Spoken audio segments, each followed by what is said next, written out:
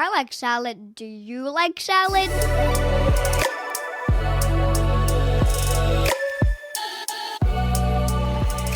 Hi, I'm Ho Shin Ho. I'm living in Vancouver, BC, Canada, unceded territory of Musqueam, Squamish, and Tsleil-Waututh nations. I am an immigrant to Canada from China. Hey everyone, I'm Andrea coming to you from Victoria, but more importantly known as unceded Akwesasne territory of the Lekwungen-speaking peoples, the Songhees and Esquimalt First Nations, and I am an immigrant from the United States of America. And you're listening to Canadian Salad. Canadian Salad. We all have been lazy before. You're not the only one. We all have been lazy before, yes. I like having lazy kid days. Do you ever do lazy kid days?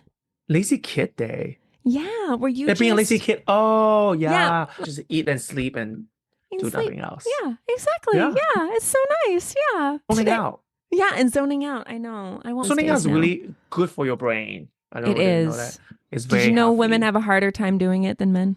I didn't know that. We do. Yes. Is that true? Yeah.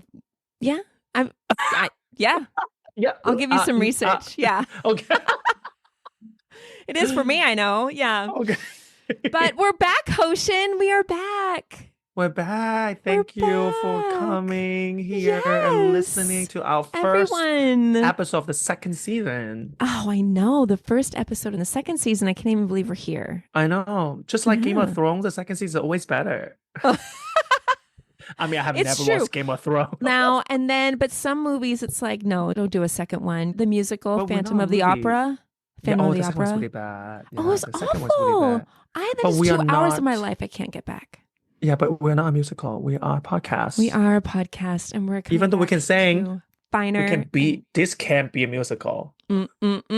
That's right. We could just sing about cultures the whole time. Everyone will listen to Exactly. it. Yeah.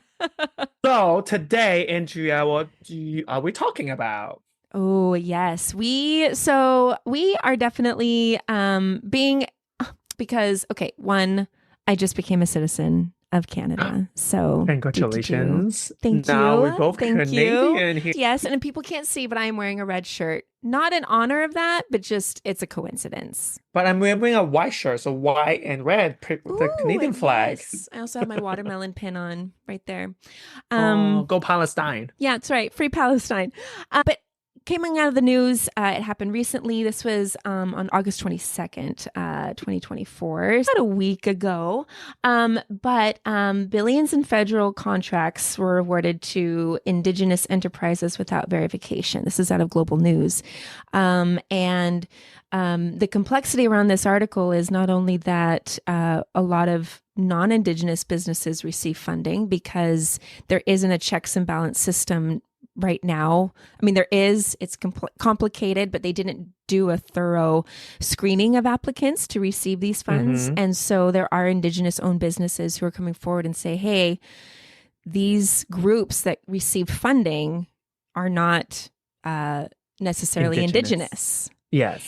And yeah, and there's always going to be those people who try to cheat the system. But this does Always. bring out a huge topic that I think is something that a lot of immigrants face on a daily basis, and a lot of white people don't even think twice about on a daily basis.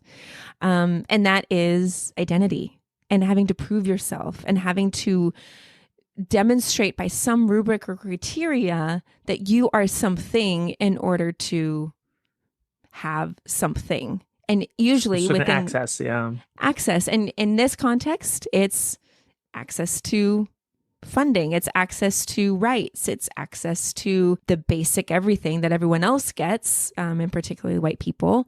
And so, yeah, I wanted to unpack that with you today, Hoshin, because it's a big thing in the news. Had a lot of reactions on Reddit. There's some YouTube videos out there, and there's a lot of Indigenous perspective, and we're not really going to camp there. What we are going to camp is kind of this idea of like a self-identity and proving that and why it's complex. Then you tell people who you are, and then people say, what? And then you have to like give them a whole story, sometimes even certifications or that you are who you said you are. Exactly. I think that is, I mean, It personally never really happened to me because I'm look very Asian and I am very Asian. Okay. So my history, I present culturally, also racially, ethnicity, also Yeah. my ethnicity all aligned to Yeah. how I present myself. Hmm. So it's never really a problem for me. But I can see that for some people, maybe racially look a bit ambiguous. Maybe Okay. culturally, they grew up in many different places. That can be confusing to other people, and then I think I can see that why it becomes such a difficult like conversation for them that they have to prove themselves to as who they said they are. I think that Hmm. also brings us to this question of like race, the difference between race, culture, and ethnicity. Yeah. Because I think they are I would see them as like the three pillars of like the core of our identity. So here we're gonna give you some pointers, some Yeah. definitions. I just wanted to kind of capitalize on what you were saying about just having thinking about that with other people. Like that is something that for myself as a white person, Hmm.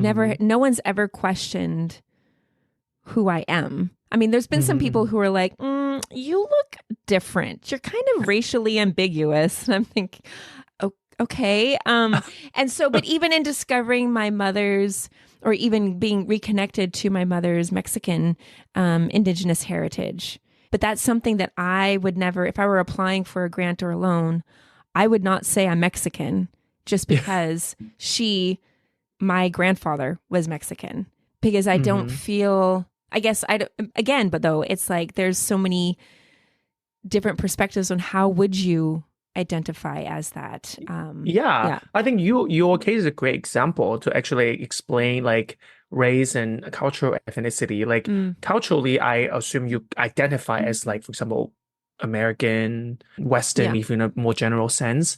exactly. In terms of ethnicity, you have Mexican, Indigenous blood in you. Hmm. So you are not technically not in terms of ethnicity, not technically all white. Yeah, Same that was. same as race. You also technically not all white either if you look into it. So Hmm. depends how you use the race, the cultural, the ethnicity part, all three of them. How which point you came in identifies yourself very differently. Yeah. Yeah, Yeah, no. Yeah, what would I mean, I guess I'll let you like define kind of those three pillars. And I love that it's yeah, three pillars of someone's identity. I honestly do. I've never, yeah. again, this is The my, yeah. Yeah, so race refers to the social construction and categorization of people based on perceived shared physical traits that results in the maintenance of a socio-political hierarchy. The Okay. last part of that sentence is very important. Okay. Like, is to Break it down. maintain Yeah. a socio-political hierarchy. Mm. Because race exists because of racism, obviously. Or vice versa, Mm. racism reinforce race. Hmm. Um, so like race in many ways is it doesn't really like there's no like our of course our physical traits does not has no necessarily any impact on our culture and our ethnicity. Like for example, like Black Africans. Maybe they're Okay. all under the category as black, but then culture from south to north, from east to west, culturally there has a lot of variety and diversity, not because they're all black, or even the Black American or Black Caribbeans. Mm. They're all black, maybe under one Hmm. race, but they're all very different culturally. Okay. Race Okay. in many ways is really just to serve this hierarchy. It has no necessarily, but this hierarchy, of course, is part of us too, because it also gives us a perspective of our, in some sense, our privileges to Mm. walk among the society in a global sense, how Right. privileged you are. Because again, Mm. this hierarchy that we're talking about. Mm. And hence, because of this shared disadvantage or advantage, race do give us some sort of commonality and um, but itself, it doesn't say much about who we are, like how we treat our friends and families in many ways, Sure. Sure. you How know. you vote, Um, how you, yeah, yeah, yeah, what how you job vote, you how we do. think, Yeah. whether we are individualistic or collective Yeah. culturally, whether we like to use fork and knife, hands or chopsticks. It Whether you doesn't, like there's, Shania Twain or Whitney Houston.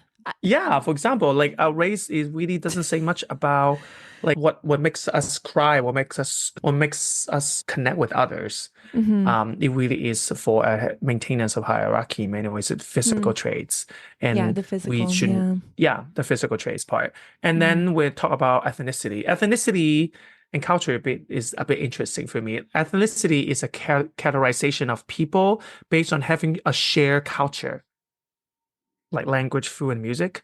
Okay. That's related to common ancestry and shared history. Okay. So in many ways, ethnicity itself encompasses culture because you have to have some sort of shared culture between us to call that we are the same ethnicity. Talk about culture too, right? In this sense, like culture is a deeply rooted pattern of values, customs, attitudes, and beliefs that distinguish one group from the other. That is what culture, like language as well, food, music, as we mentioned, like dresses, costumes, or like we mentioned about individualism or collectivism. That's about values as well. So now that we're talking about, then we have to kind of differentiate ethnicity and culture, even though there in many ways there's a lot of overlap, but as ethnicity has to talk about culture that related to common ancestry. So that part you have to have it there. You have some sort of ancestry that connects you both for you to say that you are in a certain ethnicity. For Got you. example, like American that's born in America, American, like born and raised white American, maybe moved to to China, mainland China, since like 5 years old, and lived there like most of his life since five to now, and maybe a 30 year old, so 25 years living in China. Like that person can say that culturally very like Chinese, but I don't necessarily think that he can say, oh, my ethnicity is Chinese, for Got example. you. Okay. That's a different, right? Yeah. Culturally, I Or believe you live racially in, that this which is person definitely is not. Chinese. Yeah. Yeah, you cannot. Yeah, of course not. Yeah, Because it's but based on the physical traits. physical trait, Yeah. yeah, and that's ethnicity in many ways based on ancestry, and culture is where your race or where you share that commonality of values and customs and attitudes and beliefs. So that would be a great example of the three, using like a white person, like white American that is grew up in Interesting. China, that is maybe raised by a Chinese household, or even adopted like an Asian, Sure. like Yeah. adopted, like maybe a white American family adopted a Chinese girl from China, and then all this Chinese girl, everything that she knows is American, this white family culture. So she culturally very white American, racially East Asian, ethnicity also East Asian. So that would be a good example there to Yeah. differentiate the three. Yeah. Yeah. Yeah. No, I like those examples because I think that'll help listeners. I mean, it's even helping me kind of unpack because I think it's so easy for us to, oh, it's all the same, like I'm all about diversity. Which one? There's so much to it. And I feel like we really, like at least colonialism and kind of whiteness really condenses things very simply. It's like either white or you're not white. And whiteness is this. And there's just no complexity. There's no mosaic. There's no different strokes and different colors and different aspects and components that make us who we are.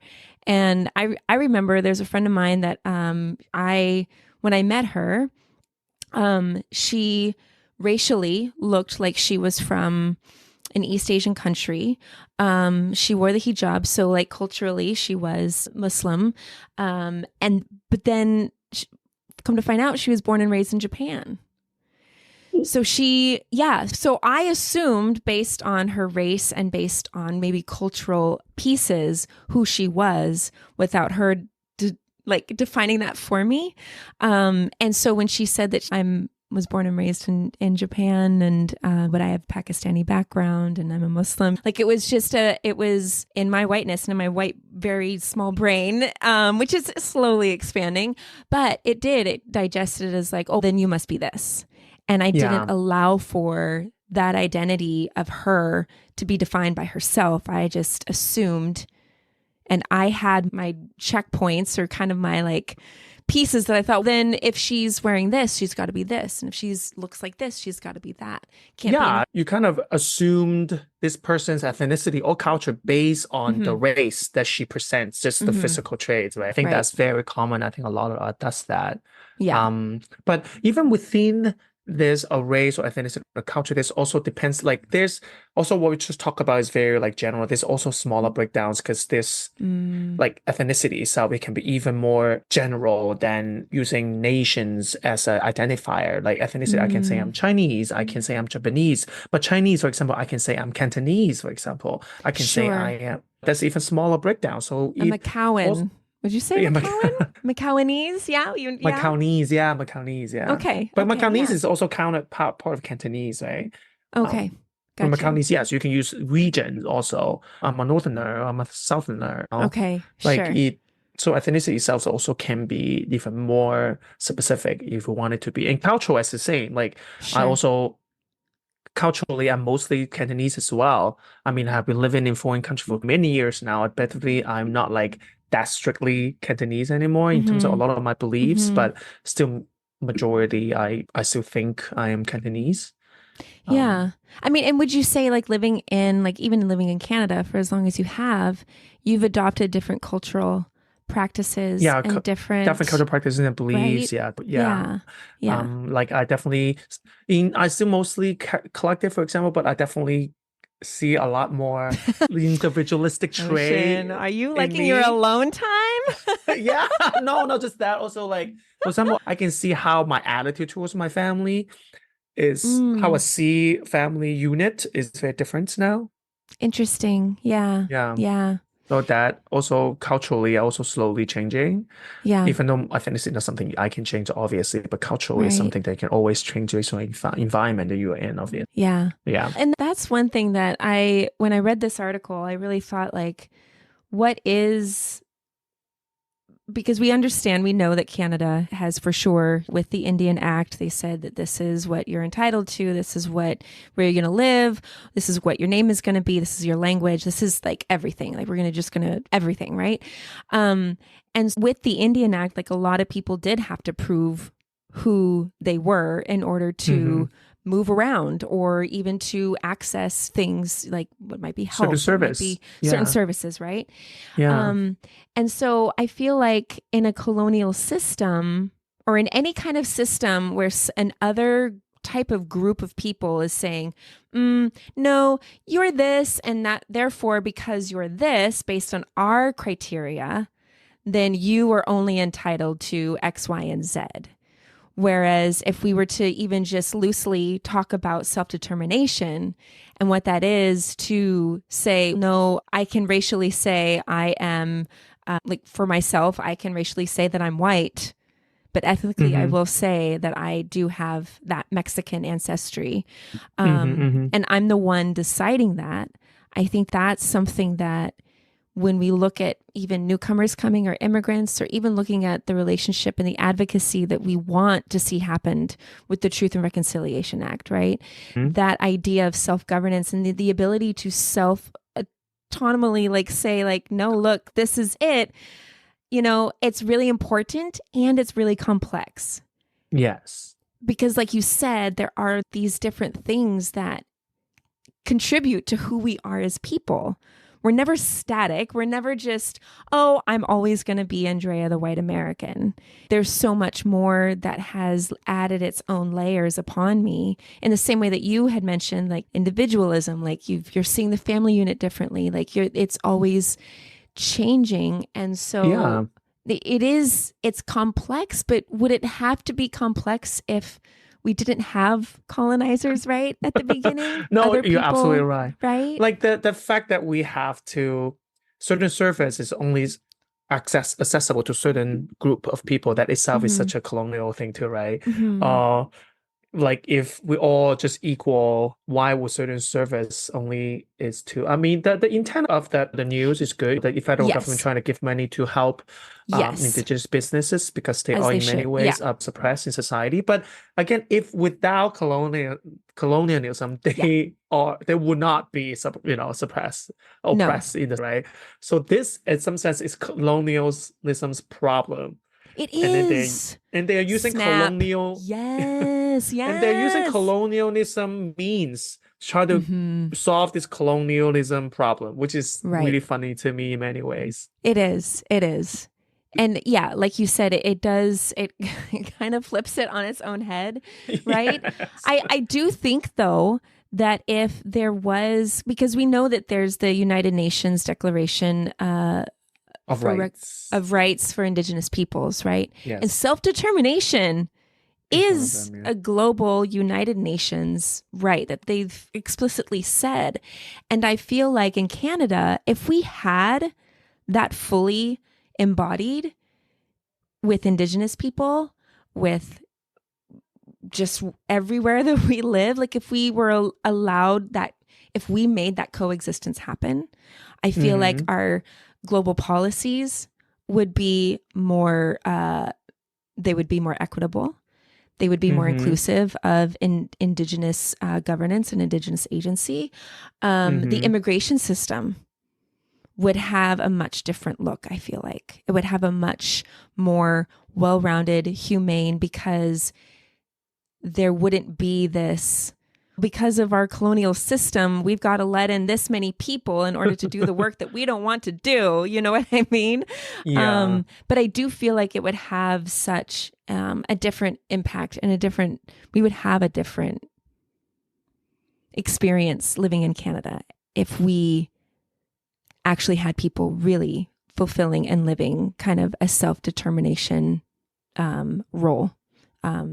And that would be established from the very beginning. Like if people did come and they decided to coexist, like if we just redid all of this and we said, and people did come and they're like, oh, cool, that's okay. All right, we're going to honor our word with you and we're going to coexist with you.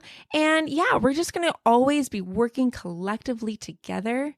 And that was the Canada we lived in now.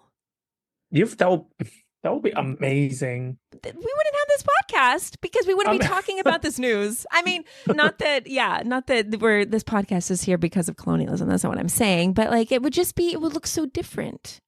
The word will look so different for sure, because especially like by accepting or knowing and then agreeing in many ways the right of self-determination, meaning that people understands the complexity of identities, right? That they accepts and understands that we are all different, regardless of how we present ourselves, how we look, physical traits especially.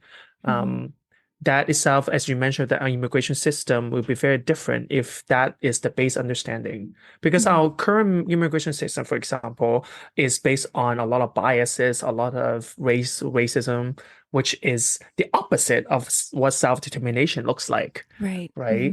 And yeah, this rights of self-determination that UN has said that is not really really exercised in many ways by a lot of non-white people. I just say that. Yes. Yes. Yeah. And that's it too. No one is thinking, oh, how many Scottish people have had access to funding from the government to beer. Yeah. Like that's not even a question because the system already makes equitable spaces for people who are Eurocentric. Now, and I think that's what I kind of want to go towards. Kind of the conclusion of this discussion is that identity is fluid, right? Like 50 years ago, Europeans, if you said European, you would not include Italian people, right? And now you would. Yeah. So there's like identity and regional and globalization and even like, and I'm sure you could relate to this, but like someone who is racially and culturally and ethnically Chinese comes to Canada, and then this new culture, new habits, new everything, like it just impacts you.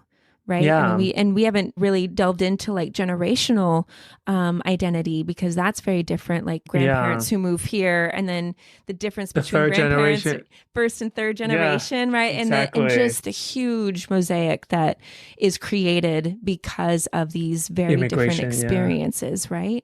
Yeah, but because of immigration too. Because of immigration, yeah.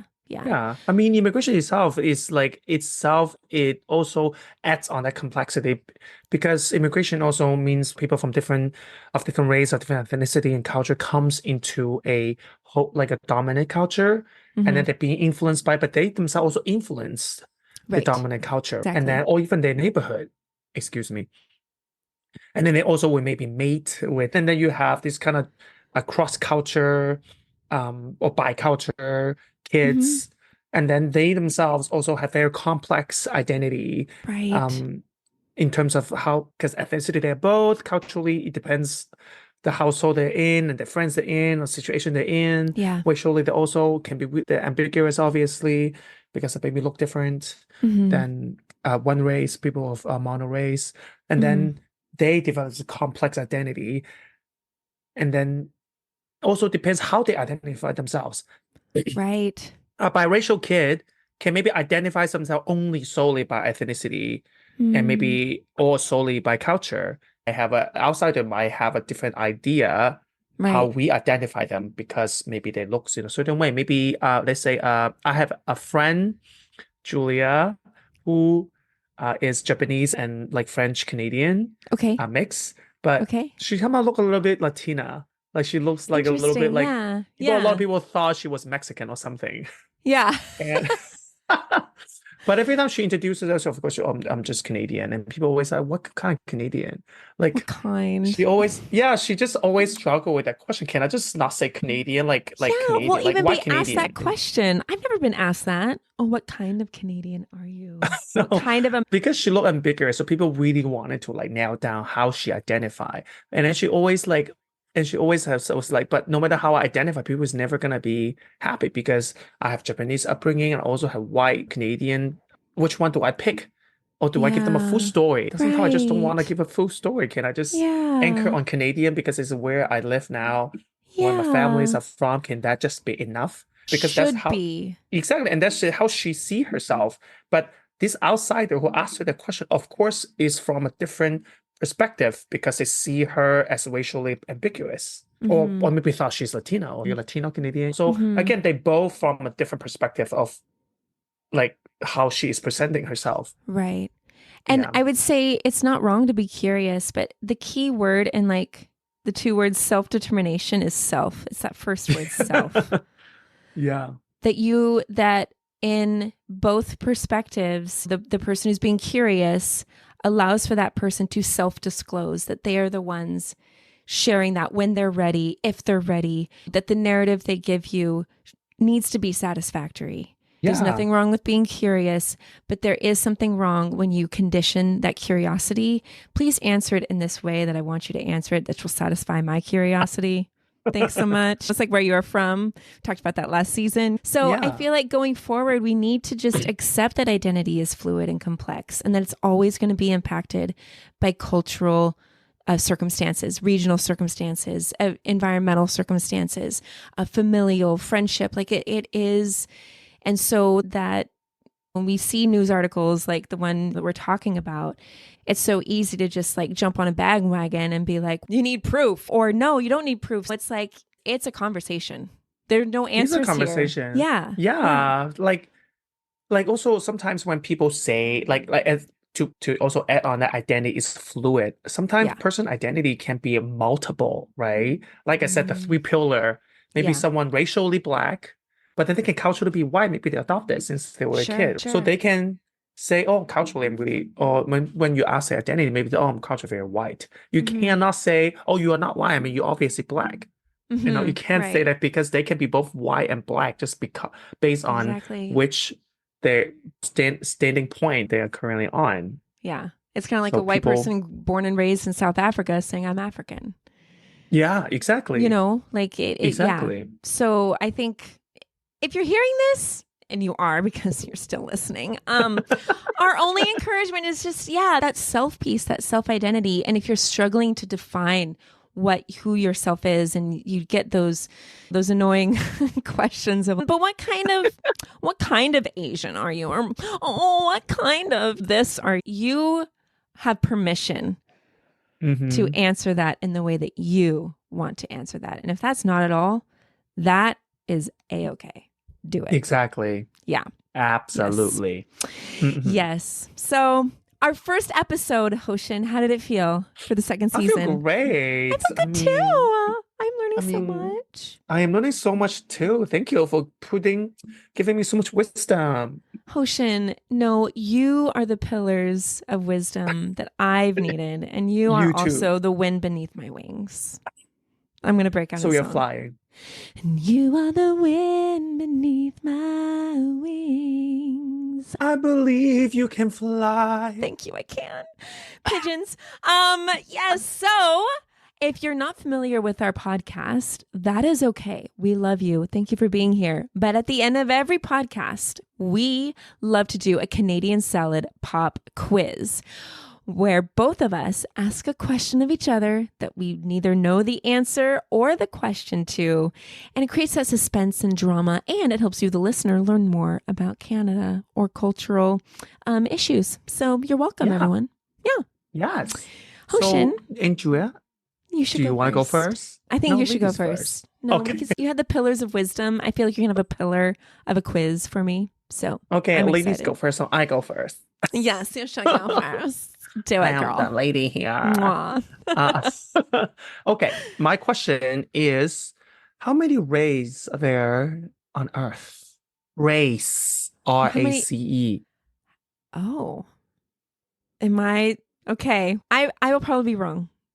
I'm going to say there's one race, the human race. Ding, ding, ding, that's correct. So that actually is. That was a trick question. There's only human race. Yes. Yeah. I didn't know how to respond, but I'm so glad I responded that because I believe that. But I mean, yeah, there's only one race. The other so-called races are like black or white or yellow, brown, whatever. It was really just, like as mentioned at the first beginning, it was just really man-made construction to reinforce and maintain the social and hierarchy. political hierarchy. Yeah. They are not real. They do not. They do. Our skin color has no determination of who we are. No, it doesn't impact us. Yeah, and white people keep listening, keep diving into that curiosity and those questions, and really listen. So that's my encouragement to y'all. Only one race. Only one race. Absolutely, the human race, and it's a beautiful race. It's a beautiful. Anyway, that's another episode. Okay, my question to you is, Hoshin, in 2024, which country did the House of Parliament unanimously agree to pass a motion for the right to self-determination? It happened in 2024. This year, the House of Parliament met, and there was a motion put forward that said, we want to support and advocate for this country's right to self-determination. And it was passed unanimously. There was no one blocking it or no one. Palestine? No. You can guess one more time.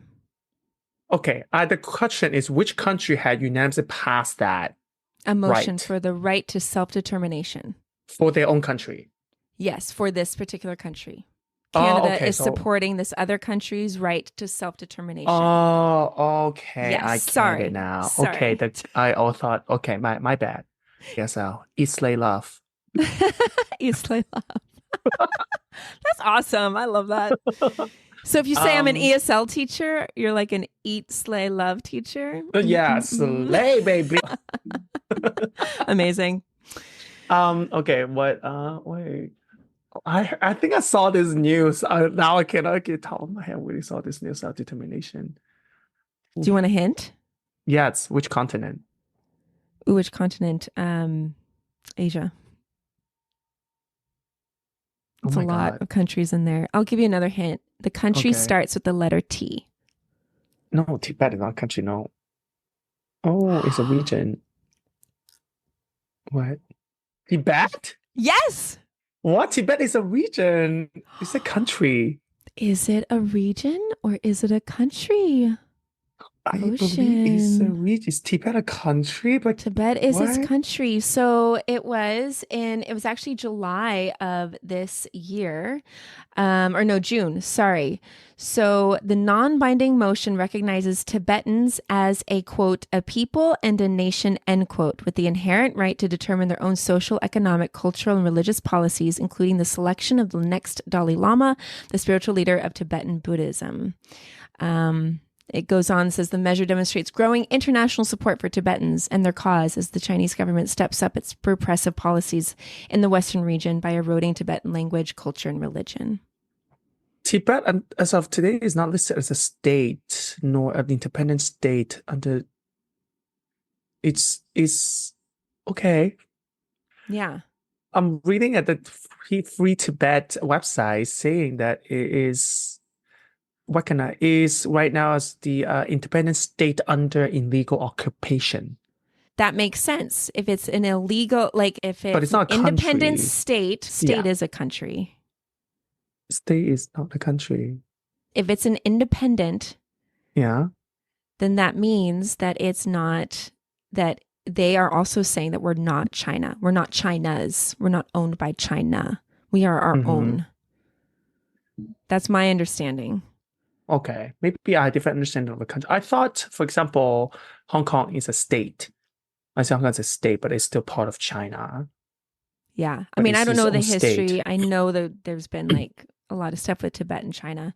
But this is in the news. We'll put the link in our show notes. Y'all can read this. Send us a message if you need something that, that we're wrong or something. But this came out in it's a Radio Free Asia news. And it's the picture of Canada lawmaker Alexis Brunel Duquesne of the Bloc Québécois, who introduced the motion advocating for Tibet's right to self-determination. So there you go. Okay. Right. Thank you all for listening. Yeah. Thank you for listening. Indeed, I learned Yes. something. Okay. I Now we're going to know. think about Tibet.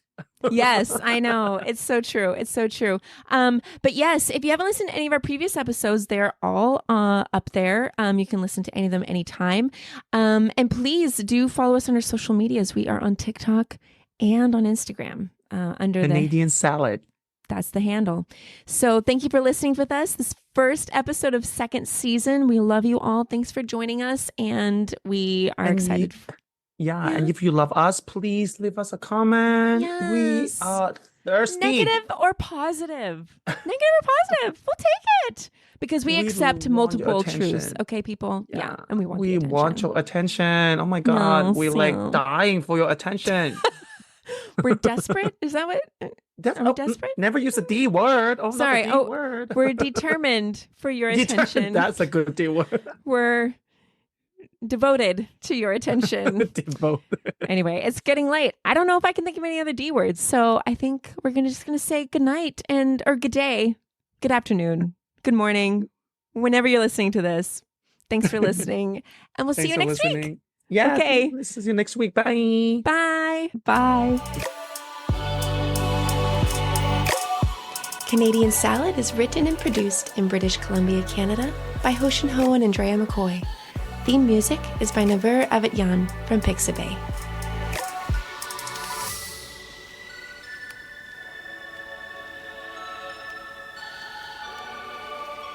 This has been a good Drinklin production.